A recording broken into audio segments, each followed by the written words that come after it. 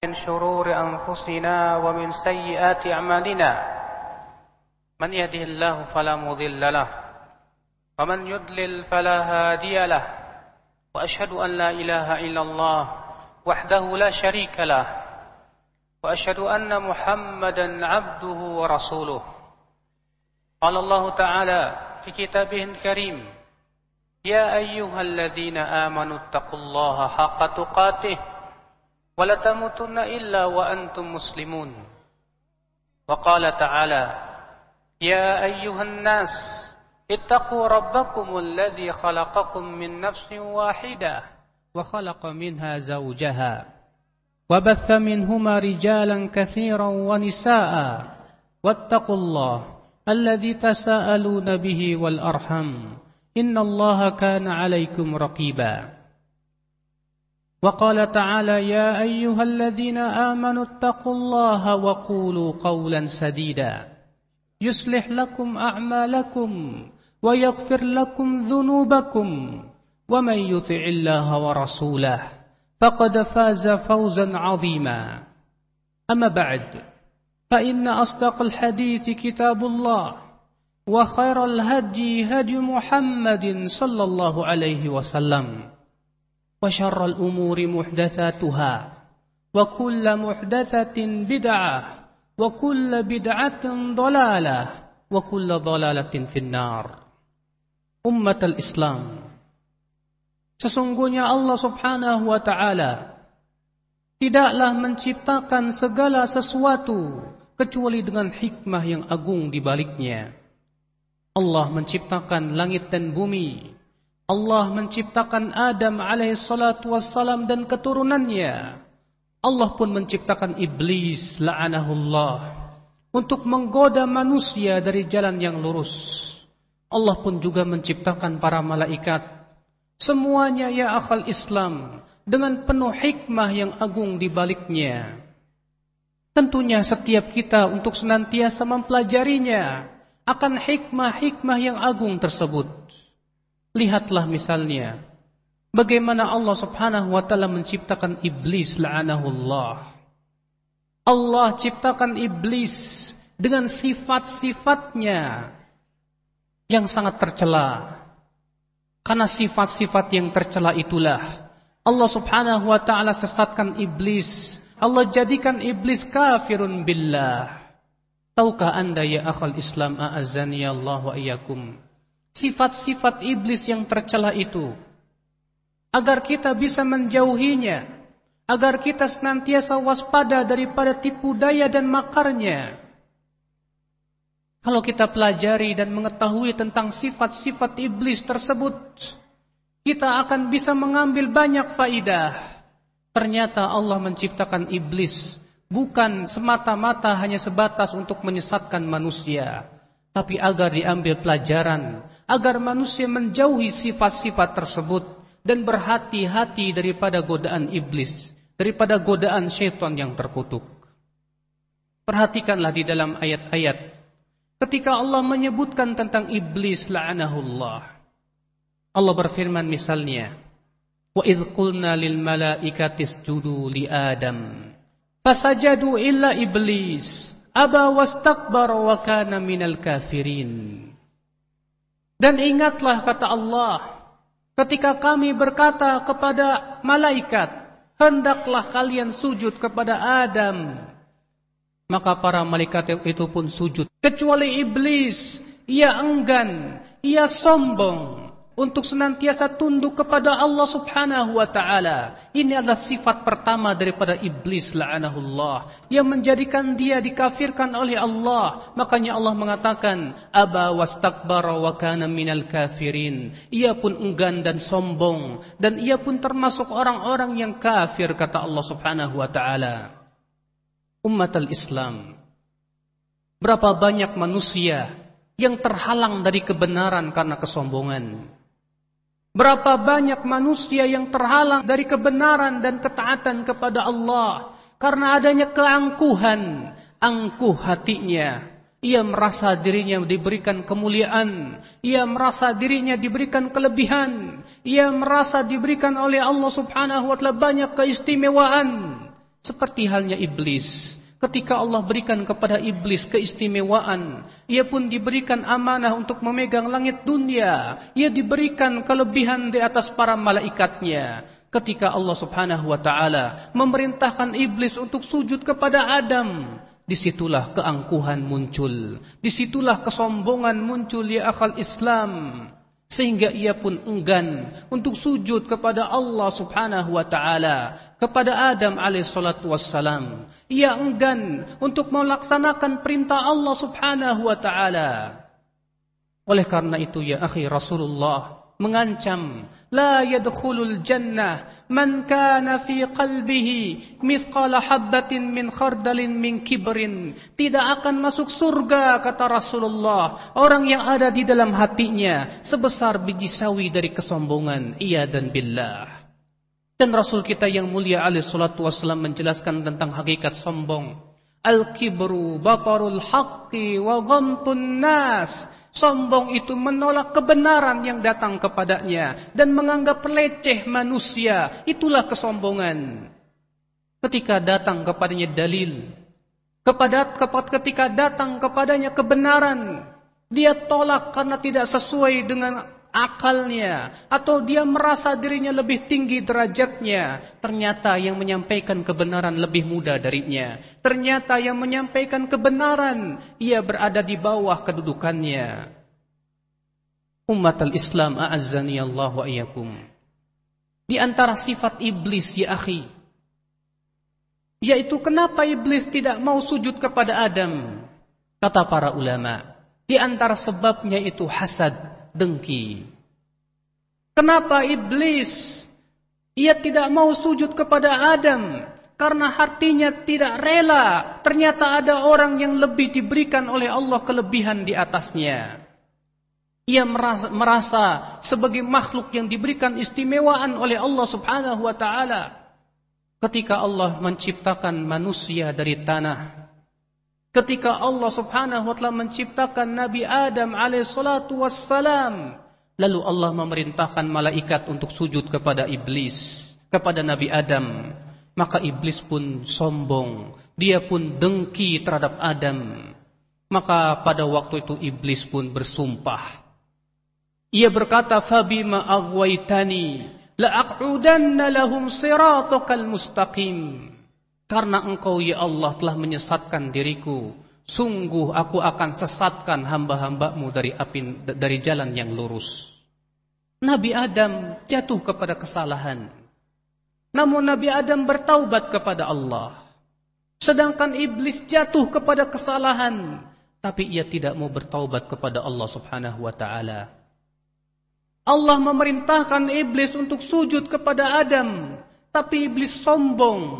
Sebagian ulama berkata, ini menunjukkan bahwa meninggalkan kewajiban dan meninggalkan perintah lebih berat di sisi Allah daripada melakukan larangan. Kenapa? Karena orang yang meninggalkan perintah ya akhi, biasanya karena keengganan yang ada di dalam hatinya. Lihatlah orang-orang yang tidak mau salat, tidak mau sujud kepada Allah. Hatinya enggan, hatinya sombong. Seakan-akan ia menganggap bahwasanya dirinya sesuatu yang luar biasa. Tidak butuh untuk sujud kepada pencipta alam semesta, ia dan billah. Ummatul Islam a'azzani Allah. Kedengkian pun ya akhi, itulah yang menghalangi iblis untuk sujud kepada Adam alaihissalatu wassalam. Ketika ia melihat Adam diberikan oleh Allah keistimewaan, ia tidak ridha, ia tidak suka. Maka ia pun tolak mentah-mentah perintah Allah untuk sujud kepada Adam alaihissalatu wassalam. Itu pula yang membuat orang-orang Yahudi tidak mau beriman kepada Rasulullah. Mereka hasad, kenapa Nabi yang terakhir itu muncul dari Banu Ismail, bukan dari Banu Israel. Itu pula yang menyebabkan orang Abu Jahal tidak mau mengikuti Rasulullah. Ia merasa dengki, kenapa Rasulullah sebagai manusia yang paling mulia, Nabi terakhir muncul bukan dari kabilah dia, tapi ia berasal dari kabilah saudaranya Banu Hashim. Ia merasa hasad. Akhirnya orang-orang hasad itu pun mencari-cari kesalahan. Akhirnya orang hasad itu pun berusaha untuk menjatuhkan mereka yang ia hasad kepadanya. Maka dari itulah ya akhal Islam, kita berlindung kepada Allah daripada ainun hasid, daripada mata yang hasad, mata yang dengki, karena matanya itu bisa menyakiti ya akhal Islam, a'azzani Allah wa iyyakum. Di antara ya akhi sifat iblis la'anahullah, ia senantiasa mendewakan akalnya daripada wahyu Allah subhanahu wa ta'ala. Lihatlah iblis berkilah. Ketika Allah subhanahu wa ta'ala memerintahkan iblis sujud kepada Adam, lalu Allah bertanya kepada iblis, "Ma mana'aka an tasjuda lima khalaqtu biyadai?" Hai iblis, apa yang mencegah engkau untuk bersujud kepada makhluk yang telah aku ciptakan dengan tanganku? Apa iblis berkata? Ia menggunakan kias yang salah. Ia menggunakan ro'yunya. Ia berkata, "Khalaqtani min nar wa khalaqtahu min tin." Ya Allah, engkau ciptakan aku dari api, sedangkan engkau ciptakan ia dari tanah. Menurut iblis, api jauh lebih baik daripada tanah. Dengan seperti itu ia menganalogikan, ia mengkiaskan, seakan-akan bahwasannya analogi dia lebih kuat daripada perintah Allah Rabbul Izzati wal Jalalah. Seakan-akan akal lebih tinggi daripada wahyu Allah Rabbul Izzati wal Jalalah. Itulah ya akhi, setiap orang yang merasa bangga dengan akalnya, kecerdasannya dan kepintarannya, merasa punya titel profesor misalnya, merasa punya titel doktor misalnya, ia merasa sebagai orang yang intelek misalnya, kemudian dia pun mengotak-ngatik ayat-ayat Al-Quran dan hadis. Dia katakan ayat ini tidak sesuai dengan akal, hadis ini tidak masuk di akal. Ia pun tolak seenaknya, sesuatu yang menurut akalnya tidak diterima oleh dia. Itulah sifat iblis la'anahullah, yang menolak wahyu Allah, perintah Allah dengan akal pikirannya. Akhal Islam, a'azzani Allah wa iyyakum. Bukankah ini semua ya akhi memberikan kepada kita pelajaran bahwasanya betapa buruknya sifat-sifat iblis, dan bahwasanya sifat yang tiga ini menyebabkan seseorang terhindar dari kebenaran, bahkan ia tidak mendapatkan hidayah dari Allah subhanahu wa ta'ala. Ummatal Islam, a'azzani Allah wa iyyakum.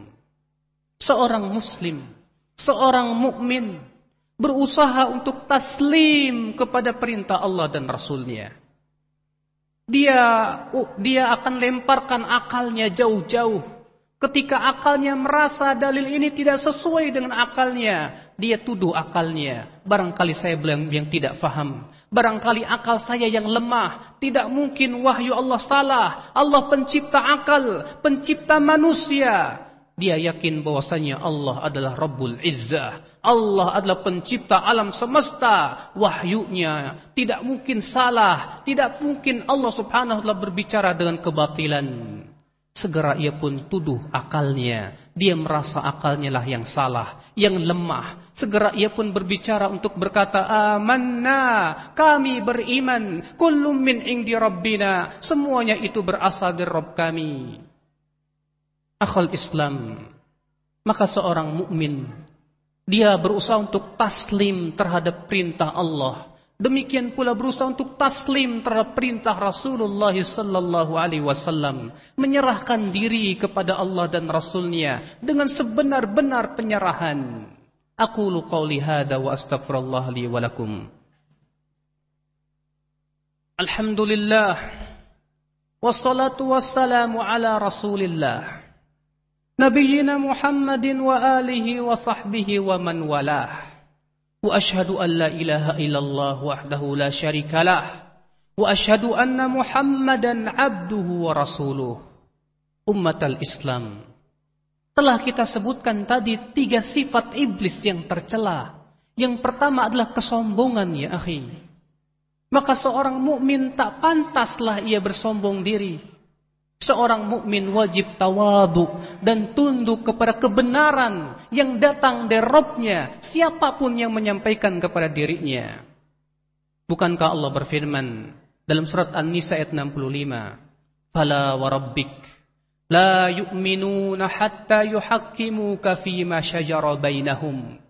Thumma la yajidu fi anfusihim harajan mimma qadaita wa yusallimu taslima. Fala wa rabbik, kata Allah, tidak demi Rabbmu, la yu'minun, mereka tidak beriman. Sampai kapan? Sampai memenuhi 3 syarat. Mereka tidak beriman, kata Allah, hatta yuhakkimuka fima syajara bainahum, sampai mereka berhukum kepadamu dalam perkara yang mereka perselisihkan di antara mereka.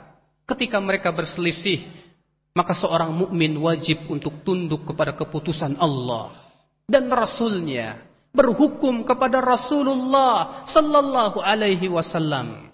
Hatta yuhakkimuka fima syajara bainahum thumma la yajidu fi anfusihim harajan mimma qadait. Kemudian mereka tidak merasa berat untuk menerima keputusanmu, hai Muhammad.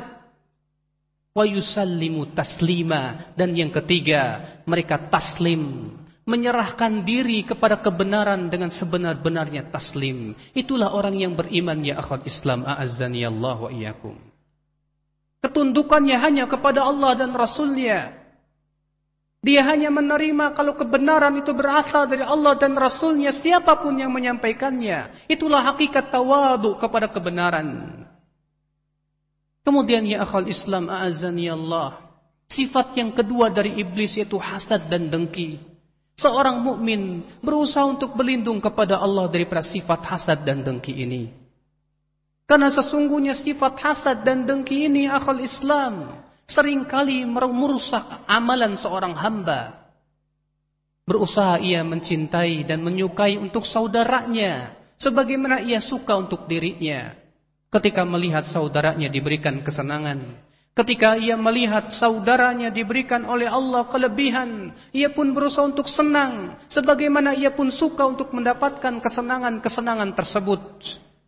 Demikian pula ia pun tidak suka sesuatu menimpa saudaranya sebagaimana ia tidak suka sesuatu itu menimpa dirinya. Ketika ia telah melaksanakan ini, dia akan berusaha membersihkan dirinya daripada sifat dengki dan hasad kepada saudara-saudaranya. Ummatul Islam, adapun sifat yang ketiga daripada iblis, lebih mendewakan akal, lebih mengangkat akalnya daripada wahyu. Seorang mukmin tidak mungkin demikian. Seorang mukmin ketundukannya kepada Allah luar biasa. Seorang mukmin keyakinan kepada Allah bahwasannya Allah mampu dan kuasa atas segala sesuatu. Allah menciptakan segala sesuatu terkadang di luar kemampuan akal manusia. Disitulah seorang mukmin berusaha untuk menjadikan akalnya tunduk kepada wahyu. Akalnya tidak digunakan untuk menentang wahyu, tapi akalnya digunakan untuk memahami wahyu sesuai dengan apa yang diperintahkan oleh Allah dan Rasul-Nya. Kita mohon kepada Allah ya akhi, agar kita dilindungi dari 3 sifat iblis la'anahullah ini. Yang siapa orang yang memiliki salah satu dari sifat ini, ia akan terhalang dari kebenaran. Yang ada adalah kemurkaan Allah Rabbul Izzati wal Jalalah. Allahumma salli ala Muhammad wa ala ali Muhammad kama sallaita ala Ibrahim wa ala ali Ibrahim innaka Hamidum Majid. Wa barik ala Muhammad wa ala ali Muhammad kama barakta ala Ibrahim wa ala ali Ibrahim innaka Hamidum Majid. Allahumma ighfir lil muslimina wal muslimat wal mu'minina wal mu'minat al ahya'i minhum wal amwat. Innaka sami'un qaribun mujibu da'wat fa ya qadhil hajat. Allahumma wa tub 'alaina innaka antat tawwabur rahim. Rabbighfir lana wa liwalidayna warhamhuma kama rabbayana shighara. Allahumma wa tub 'alaina innaka antat tawwabur rahim. Wa akhiru da'wana anil hamdulillahi rabbil alamin.